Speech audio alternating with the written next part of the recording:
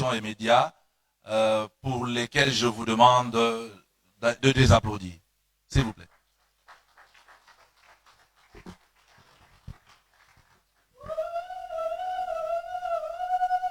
Mesdames et messieurs, en vos titres et qualités respectifs, bonjour. L'Association congolaise de la presse écrite qui organise cette activité vous remercie de votre présence. À partir de la liberté de la presse, il y aura remise du document de cet argumentaire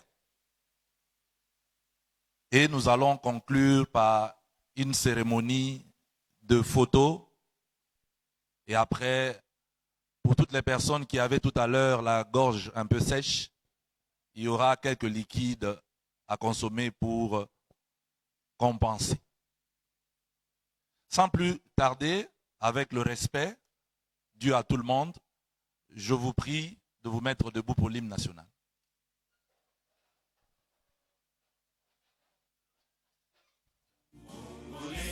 Sonorisation hymne.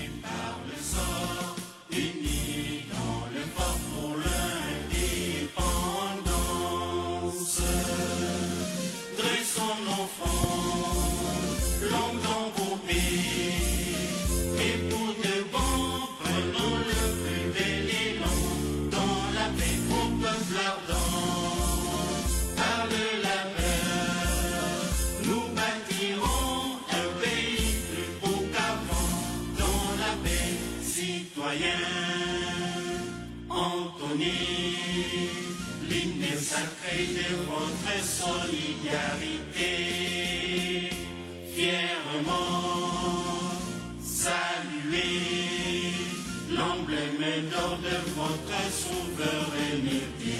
Congo, don béni, Congo, des aïeux, Congo, au pays, Congo, bien-aimé, Congo, nous peuplerons ton sol et nous assurerons ta grandeur. 30 juin, au doux soleil, 30 juin, du 30 juin, jour sacré soit le témoin, jour sacré de l'immortel, serment de liberté, que nous léguons à notre postérité pour toujours. Merci, nous pouvons prendre notre place. Nous invitons directement l'aîné Kileba à venir devant pour prendre la parole en qualité de président du comité de pilotage du groupe de plaidoyer.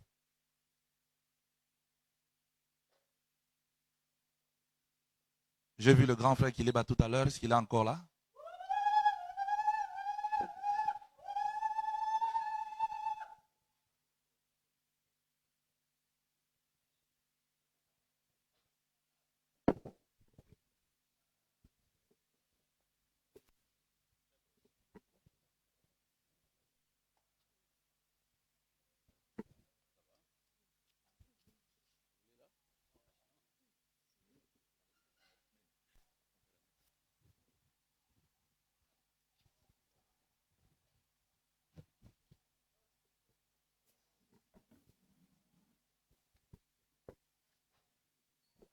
Excellences, Messieurs les ministres,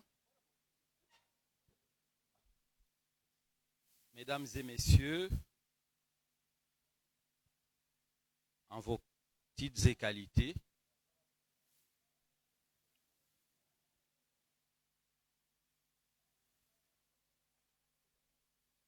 la journée internationale de la fin de l'impunité des crimes commis contre des journalistes qui sera fêtée demain 2 novembre revêt un accent particulier pour nous en République démocratique du Congo cette année parce que nous avons réussi à secouer notre torpeur habituelle pour nous souvenir de ceux d'entre nous qui ont trouvé la mort dans l'exercice de la liberté de la presse pour laquelle nous, journalistes, nous existons. Nous disons que c'est la liberté sans laquelle les autres libertés n'existent pas. Et vous avez bien vu avec nous qu'il y en a 25 depuis 1994 et nous avons arrêté les décomptes en 2021 pour l'instant. 25. Il faut avouer que c'est trop. C'est trop pour que nous continuions à dormir tranquilles, pour que nous continuions à les oublier. C'est pour ça que l'association des femmes de la presse écrite à COFEP et d'autres organisations professionnelles des médias se sont dit, au moins pour une fois, nous allons nous lever pour dire, souvenons-nous de ceux qui nous ont quittés. À défaut de leur avoir donné un procès équitable, au moins reconnaissons-le comme martyr de cette liberté de la presse, au service de laquelle nous sommes tous engagés.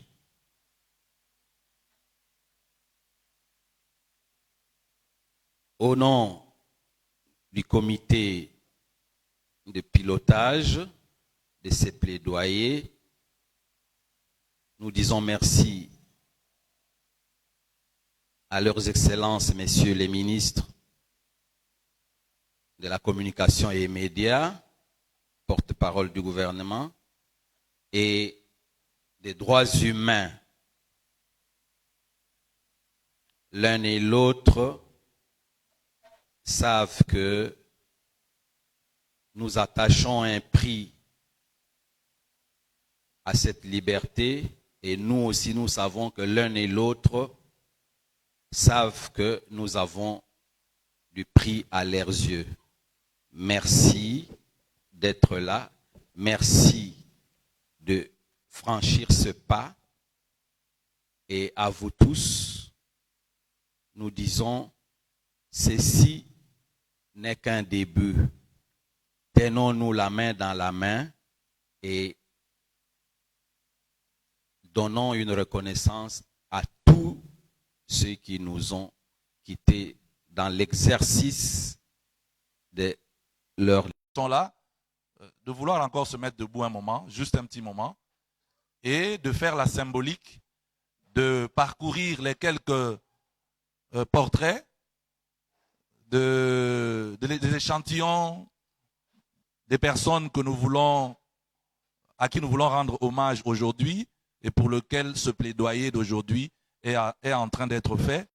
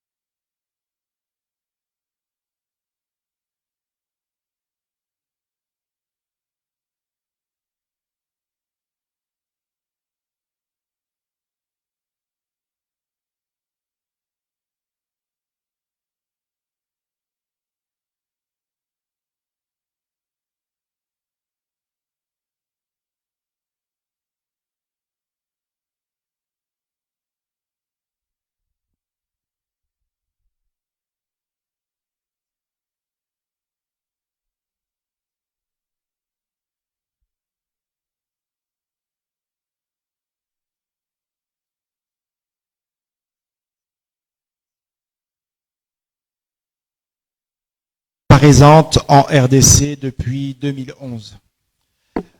On travaille essentiellement sur les questions de développement des médias, notamment les médias communautaires, des questions de désinformation ou de lutte contre les rumeurs, et sur les questions de santé, notamment lors des épidémies de Ebola dans le Nord Kivu ou dans l'Ituri ou en Équateur, ou encore de l'épidémie Covid-19. Permettez-moi à présent de vous dire deux mots sur le programme Media Sector Development Activity, MSDA, qui est mis en œuvre par FHI 360, qui assure essentiellement le contrôle qualité, et par Internews, qui assure l'implémentation des activités depuis le début du programme en 2019. Ce programme est financé par l'USAID et la coopération suédoise, qui appuie donc la mise en œuvre de cette activité aujourd'hui. Le programme MSDA appuie le développement de 77 radios communautaires situées dans 18 provinces de la République et de 3 médias en ligne, renforçant les capacités des managers et des techniciens pour des modèles économiques plus résilients qui protègent l'indépendance des journalistes. Le programme MSDA forme justement ces mêmes journalistes pour améliorer la qualité de l'information produite et mise à disposition des citoyens congolais. Et enfin, le programme MSDA appuie également la production de contenus d'information d'intérêt public correspondant aux besoins d'information du public au travers de petites et grandes subventions à des journalistes ou des acteurs médiatiques locaux. Pour terminer, et c'est là que vient l'explication de notre appui à cette activité de commémoration de ces 25 journalistes congolais assassinés parce que journalistes, à l'initiative de l'Association congolaise des femmes de la presse écrite, ACOFEP, en collaboration avec le ministère de la Communication et des Médias. Le programme MSDA appuie le plaidoyer des organisations professionnelles des médias pour des réformes permettant de jouer pleinement leur rôle de quatrième pouvoir, et notamment dans le dialogue nécessaire avec le gouvernement et les institutions portées par la COFEP, rappellent que les risques du métier de journaliste, quand l'état de droit et le droit ne sont pas en mesure de leur offrir une protection suffisante.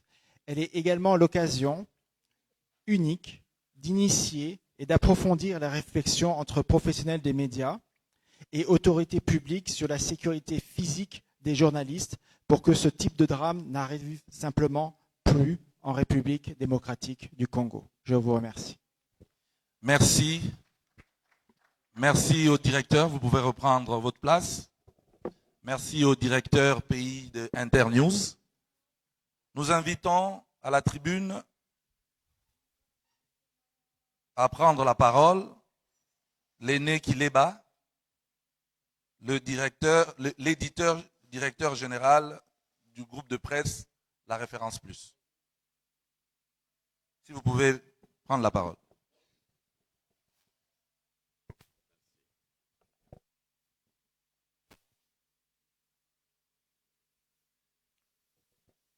Excellences, Monsieur le ministre de la Communication et des Médias, Excellences, Messieurs les ministres des Droits humains, Mesdames, Mesdemoiselles et Messieurs, à vos titres et qualités observés, Mesdames et Messieurs les journalistes. Entre la nuit du mercredi 2 et jeudi 3 novembre 2005, dans exactement 1 ou 2 jours, c'est selon, nous allons totaliser 18 ans jour pour jour depuis que Frank Ngike et son épouse ont été lâchement assassinés à leur domicile de Montbéliard. À ce moment précis, nous nous demandons que dire en mémoire de ces derniers, victimes du crime crapuleux, mais aussi d'autres journalistes tombés au bal de la barbarie du régime passé. Primo, nous voulons dire merci aux membres du gouvernement qui ont voulu bien rehausser de leur présence à cette rencontre des tristes souvenirs. Secondo, nous voulons souligner avec de l'encre indélébile les rôles transversaux que jouent les journalistes vivants qui, à l'unisson, clament haut et fort, pareil au chef de l'État Félix-Antoine Tshisekedi Tshilombo, que plus jamais d'assassinat de journalistes en RDC. Tertio, nous saisissons la même occasion pour rappeler aux officiels congolais ici présents de saisir l'occasion qu'offre cette rencontre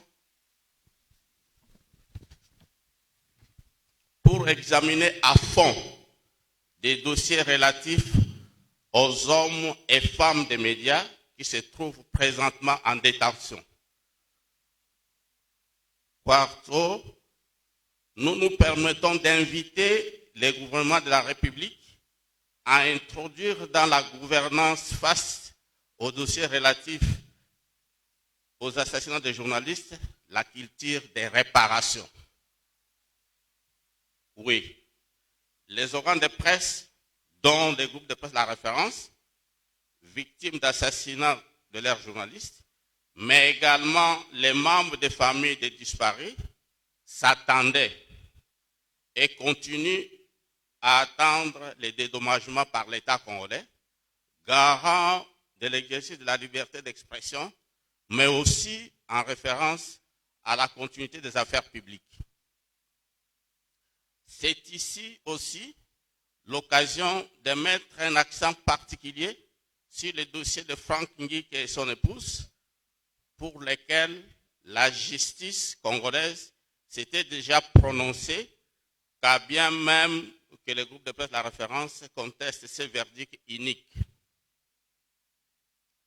Excellence, Monsieur le ministre de la Communication et des Médias, Excellence, Monsieur le ministre des Droits humains, point n'est besoin de vous rappeler à quelques jours du début de la campagne électorale, suivie de l'organisation des élections, que tout le monde souhaite être crédible, transparente et apaisée, le 20 décembre prochain, choisir parmi les alliés de premier rang les femmes et les hommes des médias. Un tel choix, Excellence, Monsieur le ministre, et autres membres des institutions de l'État congolais, vous placeront du bon côté de l'histoire universelle.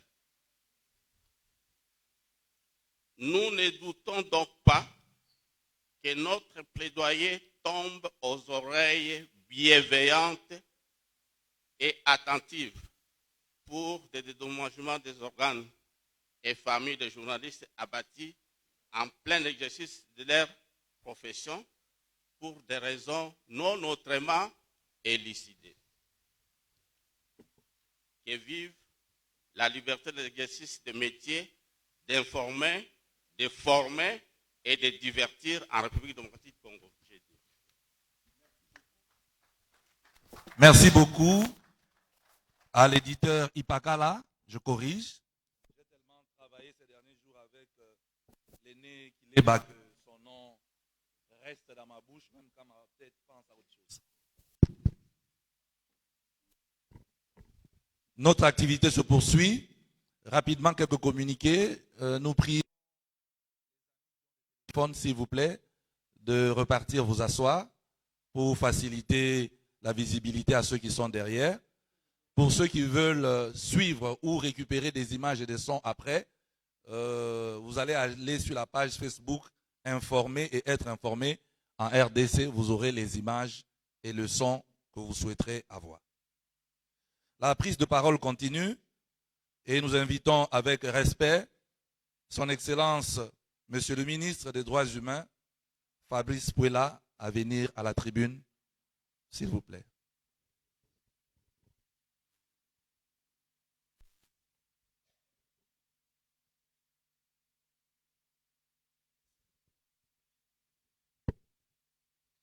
Excellence, Monsieur le ministre La communication et médias, chers collègues,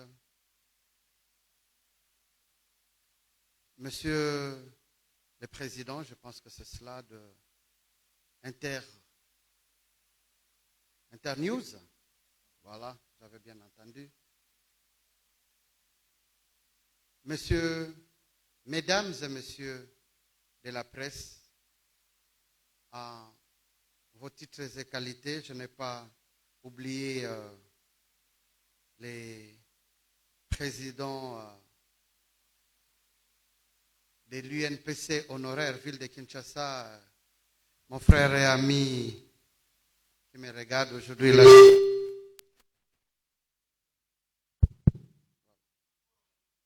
Ah, toujours en fonction, voilà, heureusement. Merci pour la précision.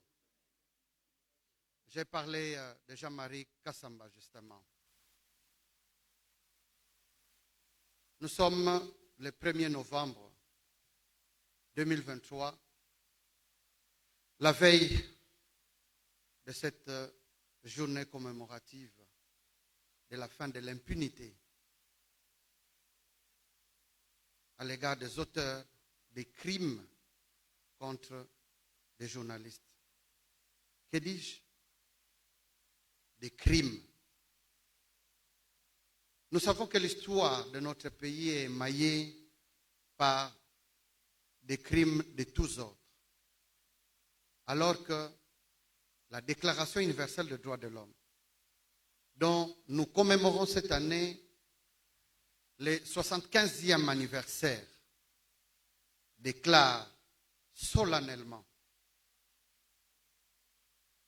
et cela a été récupéré dans notre Constitution, que la vie est sacrée. Dans notre Constitution, on va plus loin.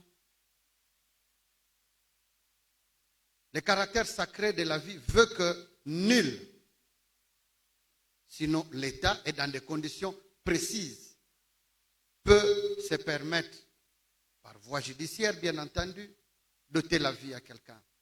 Et cela de manière générale. Parce que, en termes de droits humains, toute vie est vie. Combien à plus forte raison cette catégorie de personnes, la lumière de la société, qui n'est pas appelée à mettre sous les lits ou sous la chaise, mais plutôt à la place publique pour éclairer, pour former et informer, divertir. Cette catégorie de l'humanité ne devrait-elle pas être protégée? Je pense à cette période de très grands combats. Le plus loin que puisse aller mes souvenirs, je revois les grands journaux. Peut-être que certains ici ont à peine entendu parler Umoja. Je revois les combats de la référence plus pendant le combat du président Étienne Tshisekedi. Avec l'UDPS, l'Union sacrée, les PDC, l'UFERI, il fallait être fort pour braver la dictature de l'époque. Je revois aussi des grands héros qui, eux, ont eu la grâce d'avoir la vie sauve. Je pense au Chilonda Chamulamba, merci. À Okibambi Shintua, je pense à Dikanga Kazadi. Ils sont nombreux, travaillant pourtant à la RTNC. Mais qui pouvaient avoir le courage de parler. Si cette dernière catégorie avait échappé, mais d'autres ont payé de leur vie. Pas seulement sous le régime de Mobutu, mais les régimes qui avaient suivi. La vie est sacrée. La vie doit être protégée. Je ne peux même pas m'imaginer un seul instant dans une société, dans une République démocratique du Congo en plein XXIe siècle, sans journalistes, sans organes de presse. Mais oui, ces journalistes aussi sont des hommes. Ils ont des qualités, ils ont aussi des défauts. Mais cela n'implique pas qu'on puisse faire passer un homme créé à l'image de Dieu de vie à trépas. Personne ne devrait mourir dans l'exercice de ses libertés. Bien sûr que cette liberté commence quelque part et s'arrête quelque part. C'est dans cet élan que hier, me trouvant à la prison centrale de Makala, j'ai rencontré Stani Boujakera, avec qui j'ai échangé, pour me rassurer du respect de ce droit en tant qu'humain, mais en tant que défenseur aussi des droits de l'homme comme journaliste. Son affaire était fixée au tribunal, qui passera d'ailleurs, l'affaire sera appelée après-demain.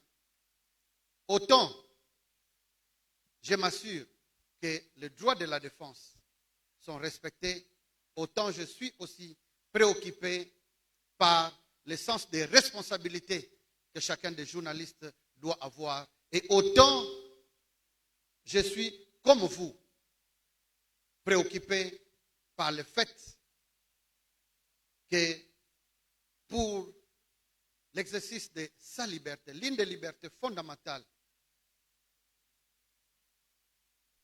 le droit d'expression, que quelqu'un puisse partir. Frank Ngike aurait pu être mon père aussi. Serge Maeshe ou Namujimo, ils pouvaient être de ma famille. Pensons à leurs enfants. Pensons à leurs veuves. J'ai appris qu'on aurait bien voulu que la veuve Maeshe soit avec nous, mais elle n'est pas avec nous. Elle est là. Je voudrais lui exprimer, je ne l'ai pas vue. Voilà, est-ce qu'on peut l'acclamer pour l'encourager? Beaucoup de courage, madame. Beaucoup de courage aux autres membres de famille, des journalistes qui sont tombés. Je voudrais saluer le génie créateur d'un homme, son Excellence Félix Antoine Tshisekedi Tshilombo. Comme réponse aux multiples crimes que nous avons connus en République démocratique du Congo, il y a la justice transitionnelle qui est en train d'être implémentée. Cette justice transitionnelle a 4 piliers. Le premier, c'est la vérité, la recherche de la vérité. C'est pourquoi vous apprenez que dans le cadre du ministère des Droits humains, il y a une commission provinciale Vérité, Justice et Réconciliation qui a commencé comme modèle dans la province du Kasaï central. Et ce modèle sera dupliqué dans d'autres provinces, puisque au regard de l'expérience des autres États, il s'est avéré qu'il fallait décentraliser ces processus. L'expérience que nous avons connue d'une commission justice et réconciliation venue de Sun City en 2003 n'a pas payé parce que ça venait d'en haut, sans soubassement sur terrain. Premier pilier, vérité, mais deuxième pilier, c'est la justice. La justice, justement, c'est le combat que nous devons tous mener contre l'impunité. L'impunité au sens large. Les assassins de nos compatriotes, que ce soit des Bundu du Congo, que ce soit les Enyele à l'Équateur ou nos compatriotes de Yumbi, et dire de Kamwena Sapu, des Bakata Katanga ou les Touas et les Bantous dans les Tanganyika, les assassins dans le sud Kivu. Les cas emblématiques sont nombreux. au Nord Kivu jusqu'à ce jour. Dans l'ex-province orientale, les cas sont légion. Mais aussi des journalistes. Il faut, comme nous ne cessons de le dire, que tous puissions dire, plus jamais ça. Plus jamais des assassinats de journalistes. Il faut que ceux, d'une manière ou d'une autre, qui sont impliqués dans de tels crimes, répondent de leurs actes. Après la vérité et la justice, il y a la réparation. Et c'est justement avec le chef de l'État, Félix-Antoine Tshisekedi Tshilombo, dans cette quête de réparation, parce que plusieurs des cas emblématiques cités ici entrent dans le cadre des victimes de ces crimes graves. Il y a un établissement public qui a vu le jour, vous en avez entendu certainement parler, sous la tutelle du ministère des Droits humains, le FONAREV. Il y a des cas qui seront répertoriés pour, premièrement, des réparations collectives, mais aussi des cas de réparation individuelle. Et nous nous faisons fort de porter ce combat pour non seulement la reconnaissance, mais aussi dans le cas de réparation individuelle. Par exemple, si ailleurs, si dans d'autres domaines, il y a des monuments dédiés aux soldats inconnus, mais il est important que nous ayons aussi un monument dédié aux journalistes.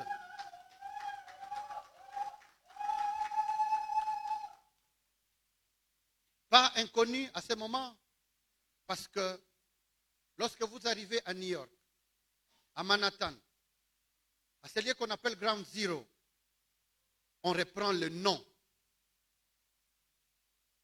de ceux qui étaient tombés ce 11 septembre, comme à la place des artistes.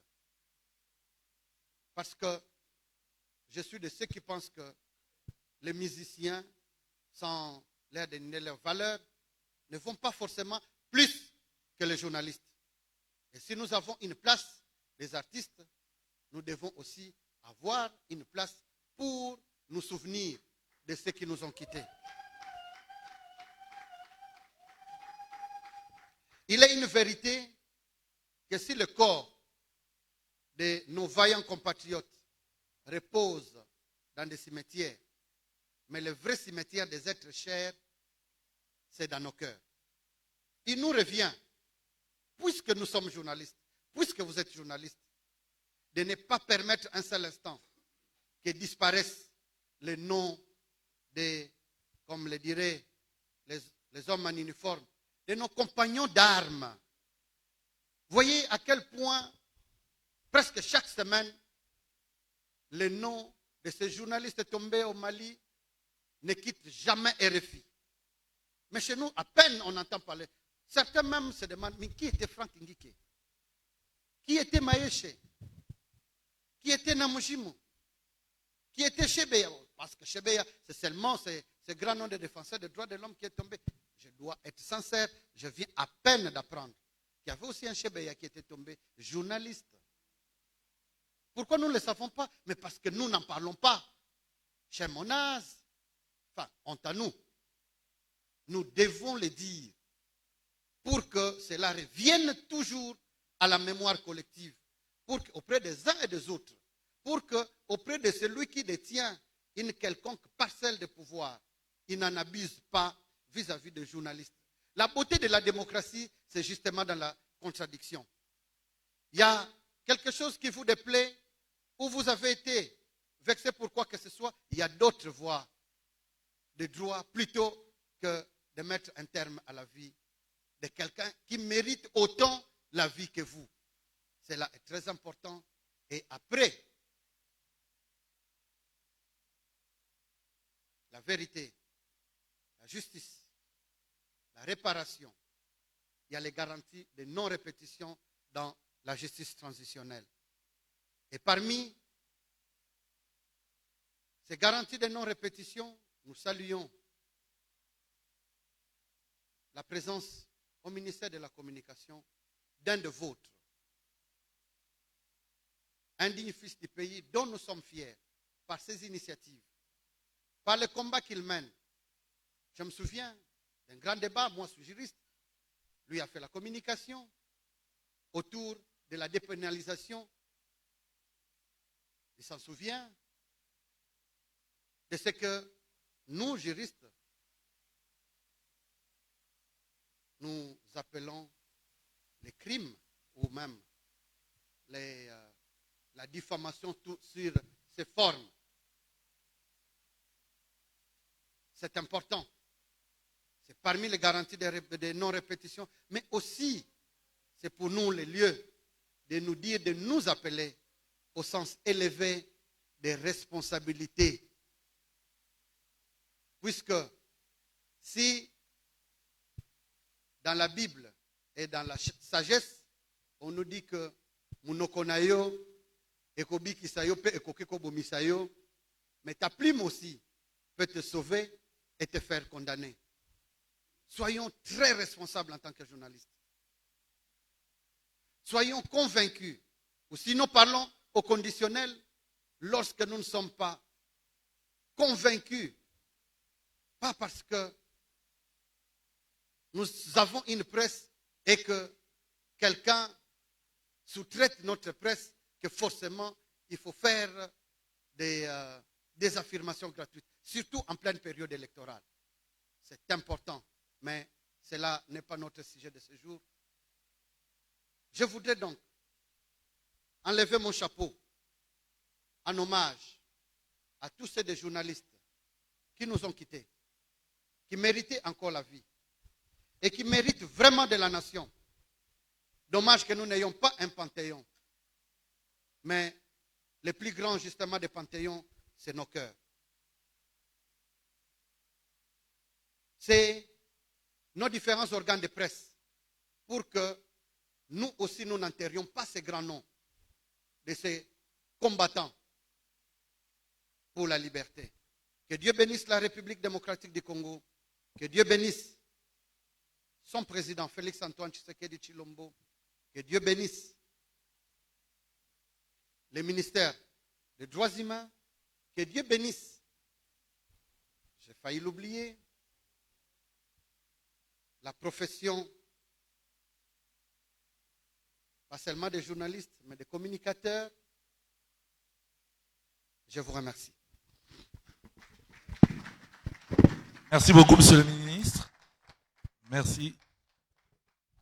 Nous invitons, je rappelle à ceux qui viennent d'arriver ou à ceux qui l'auraient oublié, que cette activité a pour objectif de rendre hommage aux journalistes reconnus comme assassinés dans l'exercice ou à cause de la défense de la liberté de la presse et aussi faire un plaidoyer pour qu'ils soient élevés, reconnus en tant que martyrs de la liberté de la presse.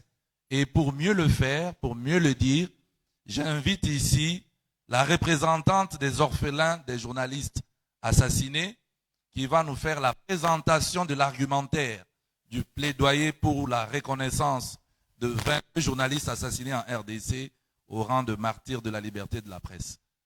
Madame Grace Ngike.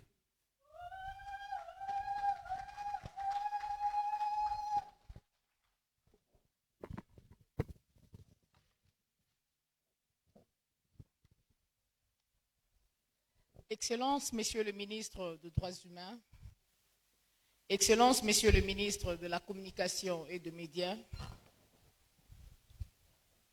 Messieurs le représentant pays d'Internews, Messieurs le président du CESAC, ici représenté, chers collègues responsables des associations professionnelles des médias, chères consoeurs, chers confrères, chers invités à vos titres et qualités. C'est avec une grande émotion que je me tiens du haut de cette tribune pour porter la voix des familles meurtries depuis près de 30 ans par la disparition tragique et brutale de leurs pères, fils, parents, amis, collègues. Je suis honoré de me tenir devant vous pour remettre l'argumentaire de notre plaidoyer pour la reconnaissance des journalistes assassinés en République démocratique du Congo. Avant toute chose, permettez-moi donc de rendre de multiples actions de grâce au Créateur divin pour le début de l'accomplissement de ces projets.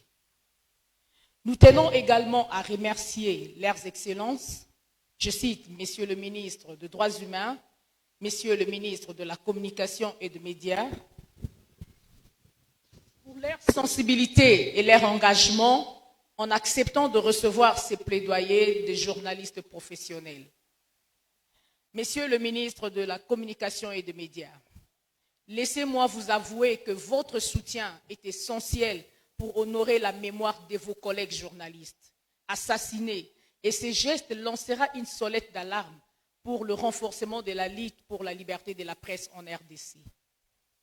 Excellences, Messieurs le ministre, Mesdames et Messieurs, ces documents mûrement réfléchis est le fruit d'un travail acharné de la part de nombreux journalistes, défenseurs des droits de l'homme et membres de la société civile en République démocratique du Congo qui n'ont ménagé aucun effort pour qu'on arrive à ces résultats.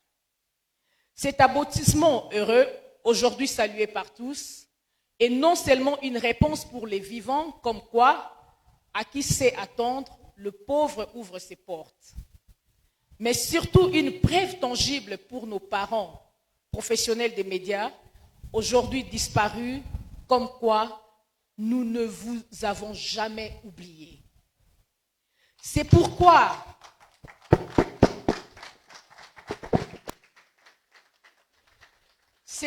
nous sommes ici non seulement pour honorer ces héros dans l'ombre qui ont donné leur vie pour défendre la liberté de la presse et la démocratie en République démocratique du Congo, mais surtout pour rendre immortels dans le mémoire collective ces combattants de la liberté de la presse. Ensemble, chers professionnels des médias, disons plus jamais ça en RDC. Plus jamais ça en RDC. Merci, chers professionnels des médias. En reconnaissant leur sacrifice, nous pouvons renforcer l'importance des droits et libertés fondamentales de la personne en RDC, mais également sensibiliser le public aux dangers auxquels sont confrontés les journalistes congolais et à l'importance de la liberté de la presse pour la démocratie et le droit de l'homme. Par ailleurs, notre plaidoyer vise également à plaider en faveur de la protection des journalistes congolais et de la poursuite de responsables de leurs assassinats en vue de cicatriser le plaie encore béante, les frustrations encore présentes et les désespoirs qui touchent le cœur. C'est pourquoi nous sommes fiers de dire haute et intelligible voix, plus jamais ça en République démocratique du Congo. 22 journalistes assassinés, c'est trop et c'est fini. Car il ne peut y avoir de paix sans justice et respect des droits humains, comme le disait Irène Khan. Il est donc de notre devoir de renforcer la solidarité et la coopération réciproque entre les journalistes et les organisations de la société civile en RDC, car une vigilance collective à la fois des médias et des acteurs de la société civile permettra de préserver ce qui fait le sens même de notre vie démocratique, à savoir la capacité des citoyens à se forger comme une opinion de manière autonome. Mesdames et messieurs, leurs excellences, nous espérons vivement que vous soutiendrez ces plaidoyers dans la prise de mesures adéquates en vue d'honorer la mémoire de nos vaillants journalistes défunts et de protéger le droit de professionnels de médias, de la presse écrite, audiovisuelle, voire numérique en RDC, car il ne peut y avoir de vie démocratique sans un espace public nourri par des journalistes. Pas plus qu'il ne peut y avoir d'informations sans des institutions et des règles qui en garantissent la liberté, l'indépendance et la légitimité auprès de nos concitoyens. Mesdames et messieurs, leurs excellences, je vous remercie pour votre attention.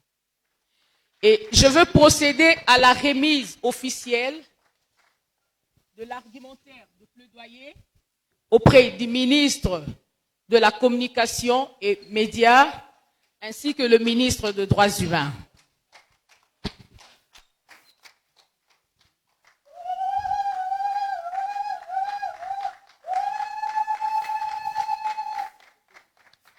Merci. Lentement, mais très sûrement, nous sommes en train d'aller vers la clôture de cette activité. Moi, c'est Dona Madimba de Radio Okapi.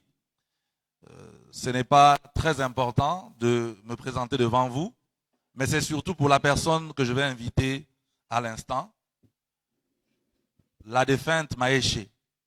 Maman, si vous pouvez venir à cette tribune. La veuve Maéché. Comprenez mon émotion. On s'est vu à l'époque, lorsque nous étions en train de pleurer notre confrère et collègue Serge, et je ne pense pas qu'il se souvient encore de son nom. C'est juste pour vous dire que Radio Okapi garde la mémoire et les actions de notre confrère.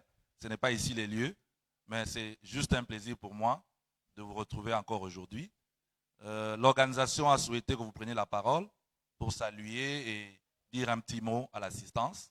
C'est un plaisir pour moi de vous voir aujourd'hui. Que Dieu vous bénisse.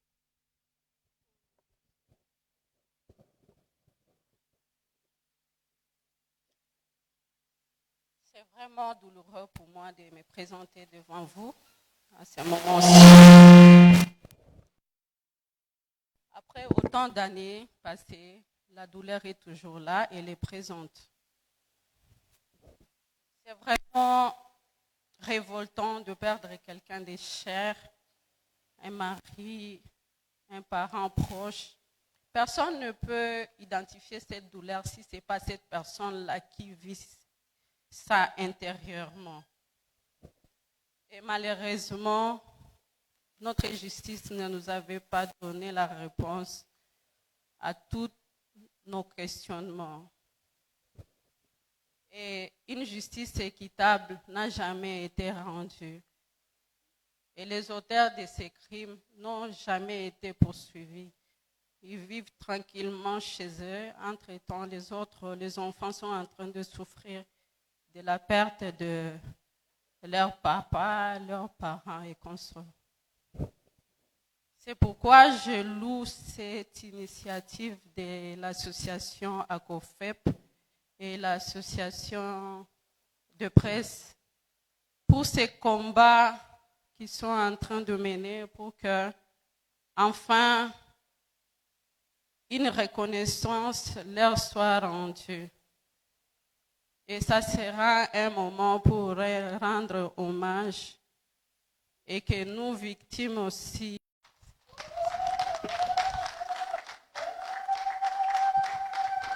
Merci beaucoup, maman.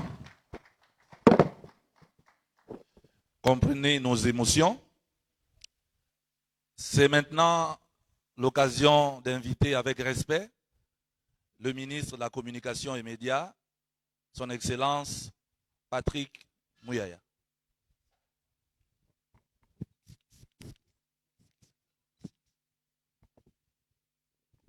Bonjour à tous. Je m'en voudrais de commencer mon propos de ce jour sans vous demander de vous lever de nouveau pour observer cette fois-ci une minute de silence en mémoire de José Nawej qui nous a quittés il y a quelques jours.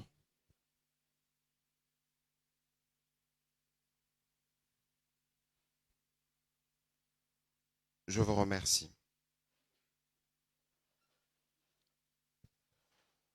Je voudrais commencer mon propos en saluant le courage. Le courage notamment de la veuve Maéché qui s'est exprimée tout à l'heure. Après plus d'une dizaine d'années, nous avons tous senti l'émotion parce que c'est des peines qui ne se termineront jamais. Son courage comme veuve, mais aussi le courage des enfants, parce que je pense que c'est grâce à l'engagement, à cette soif de justice que nous nous retrouvons ici pour cette cérémonie. Je voudrais saluer le courage, mais aussi la bravoure de Madame Grace, qui particulièrement s'est levée pour s'assurer que justice.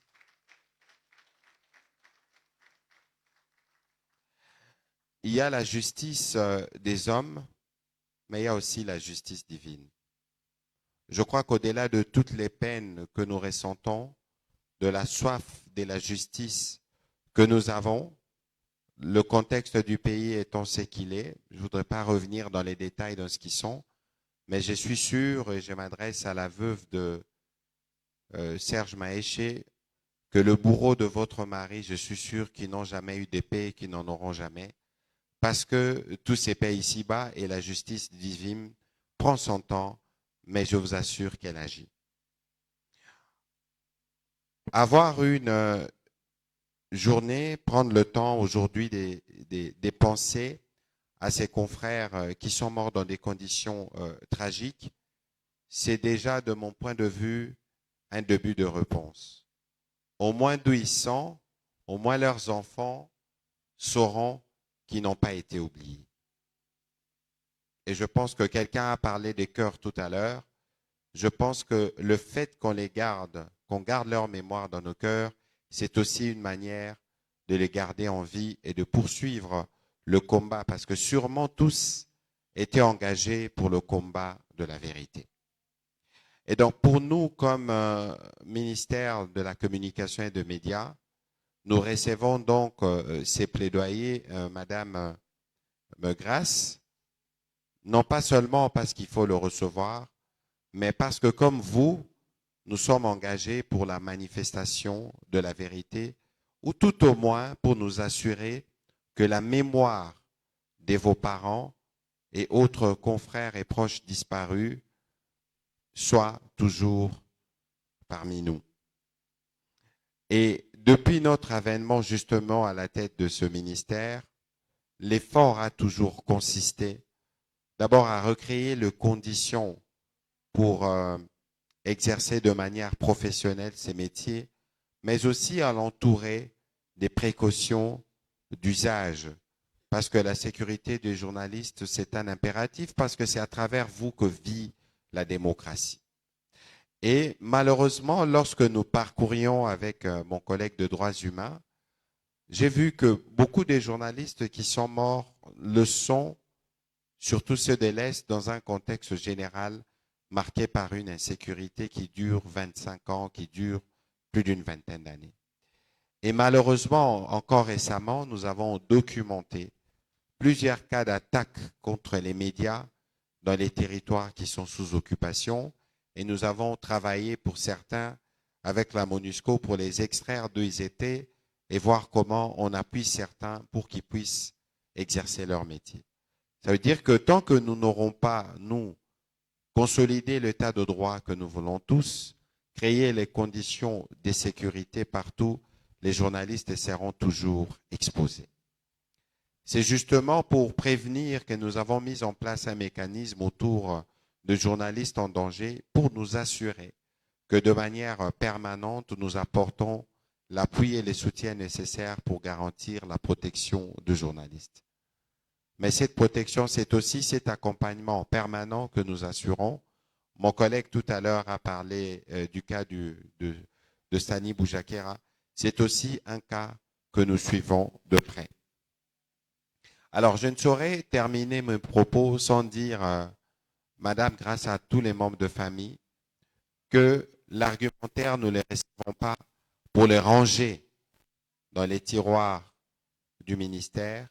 Ce n'est pas dans notre tradition, mais nous allons nous assurer de faire parvenir le message à qui de droit au niveau du gouvernement, parce que, comme vous le savez, Madame Grace, vous avez sûrement eu l'occasion de glisser quelques mots à ces sujets au président de la République, à l'occasion d'une de ses multiples participations à la célébration de la Journée mondiale de la liberté de la presse. Et soyez-en sûrs que c'est un allié de taille dans tous les combats que nous avons, et nous allons nous assurer de donner suite les moments venus à l'argumentaire que nous avons bien reçu.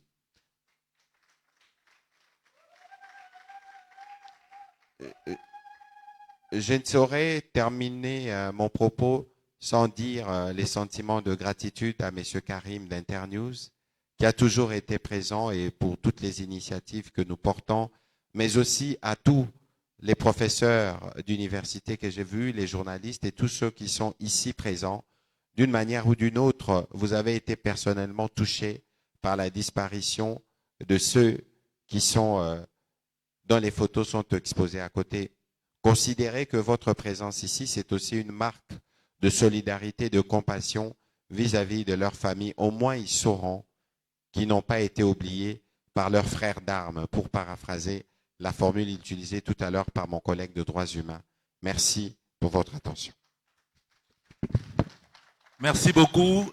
Nous pouvons faire des derniers applaudissements pour l'ensemble des messages que nous avons entendus tout à l'heure. Et aussi spécialement pour les autorités qui sont là. Ils auraient pu aller à d'autres choses. Merci encore. Et nous sommes sûrs que Monsieur le ministre de la Communication et Médias, avec l'appui de son collègue, nous, de l'organisation, et tous ceux qui attendent les résultats de ce plaidoyer, nous sommes sûrs que ce vendredi, cette thématique ne sera pas oubliée dans le Conseil des ministres. Sur ce, avec le respect pour tout le monde, notre programme se termine ici. Voici maintenant la suite, avant qu'on se quitte totalement. Avec leur autorisation et avec respect, nous allons inviter les ministres à venir ici, les membres de l'organisation, et autant que vous pouvez venir, en tout cas venez, tous ceux qui veulent faire la photo de famille, vous pouvez approcher avec beaucoup de célérité, s'il vous plaît. Voilà. Ah, ok, les photographes vont nous placer, ils disent que c'est de l'autre côté. Ah, ok. D'abord avec le comité de pilotage, les autorités avec le comité de pilotage, les photographes disent qu'on doit, leurs excellences s'il vous plaît, les photographes disent qu'on doit se mettre plutôt de ce côté-là, c'est ça? Voilà, ce côté-là. Voilà. Ah, après cela, le protocole va conduire les autorités au rez-de-chaussée et nous autres, nous allons rester un peu ici pour laisser les autorités partir avec une dernière communication pour tout le monde.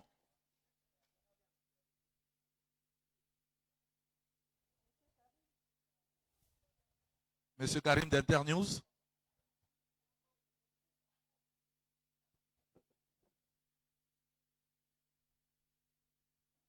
c'est bon, très rapidement, tous ceux qui veulent faire la photo avec tout le groupe, vous pouvez approcher très rapidement en 1 minute.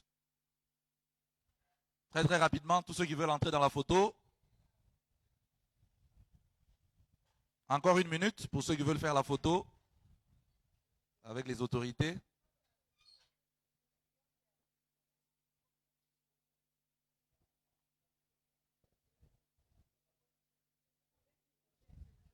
Maman Maïché, je ne la vois pas, mais est-ce qu'elle est là encore ou elle est partie? Maman Maïché, s'il vous plaît, dans la photo. Une toute petite minute pour la maman Maïché. Si vous pouvez la laisser passer, s'il vous plaît.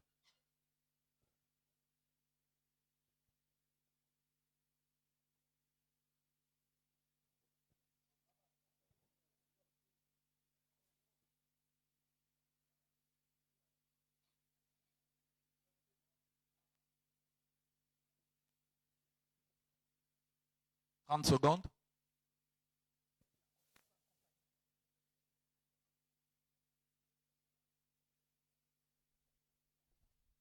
Merci, merci. Le reste de l'assistance, nous restons ici au-dessus.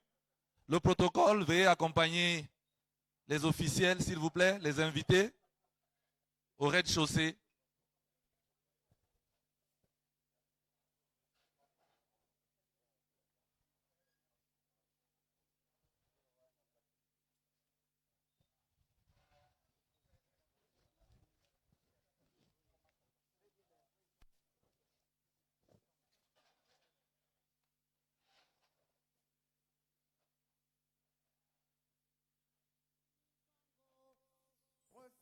De bâillonner sa plume au Burkina Faso.